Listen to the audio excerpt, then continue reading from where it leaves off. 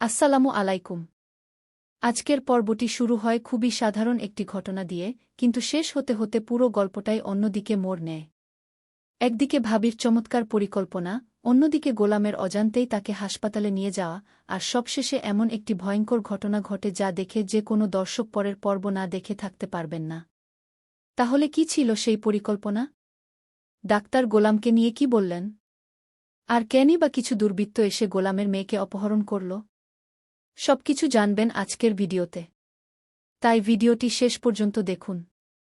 দর্শক বন্ধুরা, পর্বের শুরু থেকেই পরিচালক এমন একটি দৃশ্য দেখান যা দেখে প্রথমে মনে হয় ভাবি সত্যিই অসুস্থ। তিনি খুব স্বাভাবিকভাবে এমন আচরণ করেন যেন তার শারীরিক অবস্থা ভালো নয়। এই অভিনয়ের কারণে গোলামেরও কোনো সন্দেহ হয় না। গোলাম একজন সহজ-সরল মানুষ।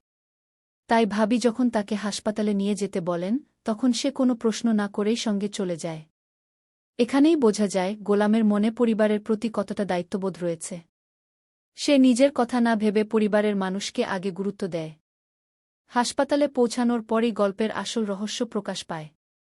দর্শক বুঝতে পারেন আসলে ভাবি নিজের জন্য আসেননি। পুরো পরিকল্পনাটাই ছিল গোলামকে একজন ডাক্তারের কাছে নিয়ে যাওয়ার জন্য। এই দৃশ্যটি নাটকের অন্যতম গুরুত্বপূর্ণ মুহূর্ত। কারণ এতদিন পরিবার বুঝতে পারছিল গোলামের কিছু আচরণ স্বাভাবিক নয়। কিন্তু তাকে সরাসরি ডাক্তার দেখাতে বললে সে হয়তো রাজি হতো না। তাই ভাবি বুদ্ধি করে অন্য একটি অজুহাত তৈরি করেন। এরপর ডাক্তার গোলামের সঙ্গে কথা বলা শুরু করেন। তিনি কোনো তাড়াহুড়ো করেন না। খুব শান্তভাবে গোলামের কথা শোনেন, তার প্রতিক্রিয়া লক্ষ্য করেন এবং বোঝার চেষ্টা করেন আস্থা কোথায়। এই দশর শাখায় নাটকটি একটির গুরুত্বপূর্ণ বার্তাও দেখ। হাসপাতাল থেকে বাড়ি ফেরার পর গল্পে শুরু হয় এক নতুন অধ্যায়। এখান থেকেই নাটকের আবেগের পাশাপাশি পারিবারিক টানাপোড়েন আরও স্পষ্ট হয়ে ওঠে। গোলাম বাড়িতে ফিরতেই তার স্ত্রী লক্ষ্য করেন সে অনেকক্ষণ বাইরে ছিল। স্বাভাবিকভাবেই তিনি জানতে চান এতক্ষণ কোথায় ছিল আর ভাবির সঙ্গে কেন গিয়েছিল। প্রথমে গোলাম বিষয়টি সহজভাবে বোঝানোর চেষ্টা করে। কিন্তু তার সরল কথাবার্তায় পুরো বিষয়টি পরিষ্কার হয় না। এতে তার স্ত্রীর মনে কিছুটা সন্দেহ তৈরি হয়। যদিও তিনি গোলামকে পরিবারের সদস্যদের মধ্যে বিভেদ সৃষ্টি করা এবং গোলামকে একঘরে করে দেওয়া। এখানে দর্শক সহজেই বুঝতে পারেন এই চরিত্রটি সরাসরি আক্রমণ না করে মানসিকভাবে আঘাত করার পথ বেছে নিয়েছে। এটাই তাকে আরও বিপজ্জনক করে তুলেছে। এক পর্যায়ে সে নিজের পরিকল্পনাকে আরও বড় করে। শুধু অপবাদ দিয়েই সে থেমে থাকতে চায় না। সে এমন কিছু মানুষের সঙ্গে যোগাযোগ করে যারা টাকার বিনিময়ে যে কোনো কাজ করতে প্রস্তুত। এই অংশে নাটকের গতি অনেক বেড়ে যায়। দর্শক বুঝতে পারেন সামনে বড় ধরনের বিপদ অপেক্ষা করছে। অন্যদিকে গোলাম এসব ষড়যন্ত্রের কিছুই জানে না।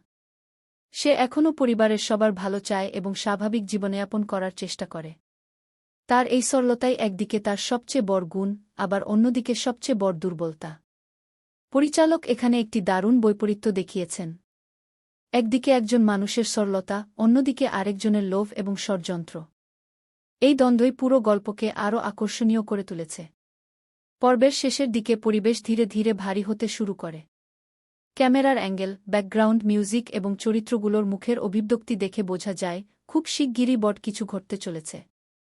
দর্শক তখন অপেক্ষা করছেন ষড়যন্ত্র সফল হবে নাকি গোলাম শেষ মুহূর্তে সবকিছু বুঝতে পারবে। কিন্তু যে ঘটনাটি সামনে আসে তা কেউই সহজে কল্পনা করতে পারেন না।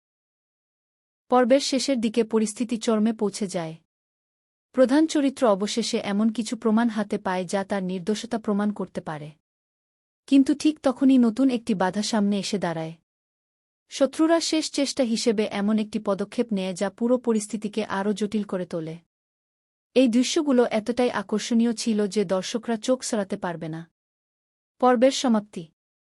পর্বটি শেষ হয় একটি বড় সাসপেন্সের মাধ্যমে। শেষ দৃশ্যে এমন একটি ঘটনা দেখানো হয় যা পরবর্তী পর্বের জন্য দর্শকদের আগ্রহ কয়েক গুণ বাড়িয়ে দেয়া। প্রধান চরিত্র কি সত্য প্রমাণ করতে পারবে? বিশ্বাসঘাতকের আসল পরিচয় কি সবার সামনে আসবে? শত্রুদের ষড়যন্ত্র কি সফল হবে? এসব প্রশ্নের উত্তর জানার জন্য আমাদের অপেক্ষা করতে হবে পরবর্তী পর্ব পর্যন্ত। ব্যক্তিগত মতামত। আমার মতে দুনিয়ায় টাকার গোলাম পর্ব 10 ছিল এ পর্যন্ত অন্যতম সেরা পর্ব। গল্পের গতি, সাসপেন্স, আবেগ এবং অভিনয় সবকিছুই ছিল প্রশংসার যোগ্য। বিশেষ করে বিশ্বাসঘাতকতার অংশ এবং শেষের ক্লিফহ্যাঙ্গার দর্শকদের পরবর্তী পর্ব দেখার জন্য বাধ্য করবে। আমি এই পর্বকে 10-এর মধ্যে 9 ডিভিশন 10 রেটিং দিতে চাই। আউট্রো। তো বন্ধুরা, এটাই ছিল কি দুনিয়ায় টাকার গোলাম পর্ব 10-এর বিস্তারিত রিভিউ। আপনাদের কাছে এই পর্ব কেমন লেগেছে কমেন্টে অবশ্যই জানাবেন। ভিডিওটি ভালো লাগলে একটি লাইক দিন, বন্ধুদের সঙ্গে শেয়ার করুন এবং এমন আরও নাটক রিভিউ পেতে চ্যানেলটি সাবস্ক্রাইব করে বেল আইকন অন করে রাখুন। সবাই ভালো থাকুন, সুস্থ থাকুন। আল্লাহ হাফেজ।